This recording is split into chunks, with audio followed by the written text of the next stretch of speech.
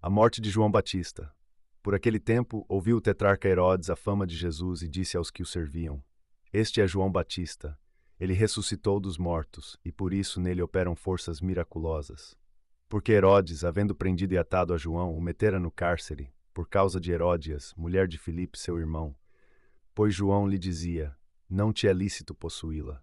E querendo matá-lo, temia o povo, porque o tinham como profeta. Ora, tendo chegado o dia natalício de Herodes, dançou a filha de Heródias diante de todos, e agradou a Herodes, pelo que prometeu, com juramento, dar-lhe o que pedisse. Então ela, instigada por sua mãe, disse: Dá-me aqui num prato a cabeça de João Batista.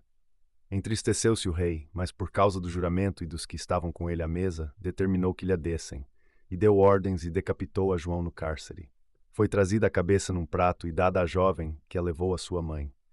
Então vieram os seus discípulos, levaram o corpo e o sepultaram. Depois foram e o anunciaram a Jesus. A primeira multiplicação de pães e peixes. Jesus, ouvindo isto, retirou-se dali num barco, para um lugar deserto, à parte. Sabendo as multidões, vieram das cidades seguindo por terra. Desembarcando, viu Jesus uma grande multidão, compadeceu-se dela e curou os seus enfermos. Ao cair da tarde, vieram os discípulos a Jesus e lhe disseram: O lugar é deserto e vai adiantada a hora. Despede, pois, as multidões para que, indo pelas aldeias, comprem para si o que comer.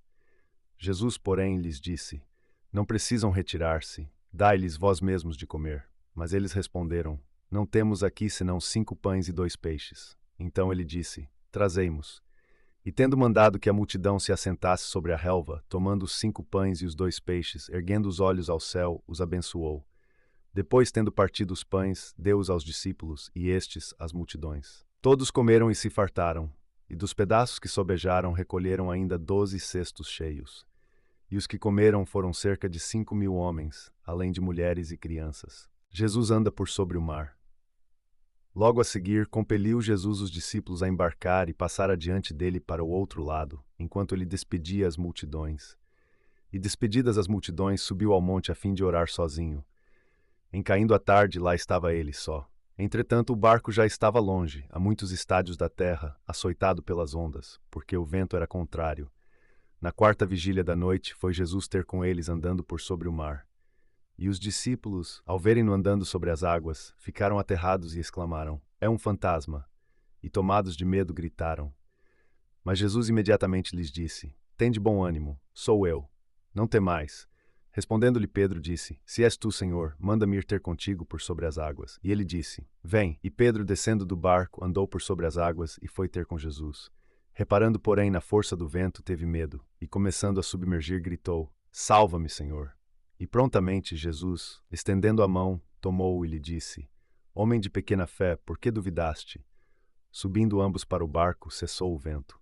E os que estavam no barco o adoraram, dizendo: Verdadeiramente és filho de Deus. Jesus em Genezaré. Então, estando já no outro lado, chegaram à terra, em Genezaré. Reconhecendo os homens daquela terra, mandaram avisar a toda a circunvizinhança e trouxeram-lhe todos os enfermos, e lhe rogavam que ao menos pudessem tocar na orla da sua veste. E todos os que tocaram ficaram sãos.